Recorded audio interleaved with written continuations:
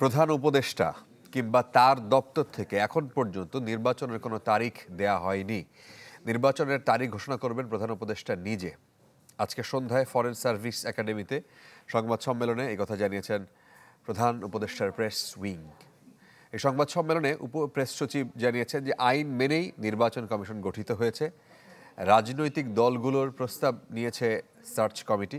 আর এছাড়া অটোরিকশা চালকদের চলমান আন্দোলন প্রসঙ্গেও জানানো হয়েছে যে আদালতের আদেশের বিরুদ্ধে সুপ্রিম কোর্টে সরকার শিগগিরই আপিল করবে।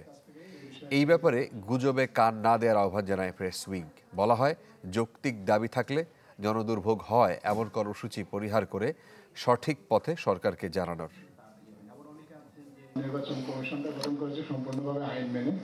নির্বাচন কমিশনের জন্য একটা সার্চ কমিটি গঠন করা হয়েছিল। তাদের কাছে রাজনৈতিক দলগুলো তাদের নাম প্রস্তাব করেছে এবং সেই প্রস্তাবের ভিত্তিতে তাদের কাছ থেকে যে নামগুলো পাওয়া গিয়েছে সেখান থেকে আপনার হিসেবে নিয়োগ দিয়েছেন। এবং এখনো পর্যন্ত প্রধান উপদেষ্টা বা তার দপ্তর থেকে কোনো নির্বাচনের ডেট এখনো পর্যন্ত দেওয়া হয় নাই। সো নির্বাচনের ডেট, অ্যাকচুয়াল যে ডেটটা ওটা উনি অ্যানাউন্সমেন্ট করবে এবং ওনার দপ্তর থেকেই দেওয়া হবে।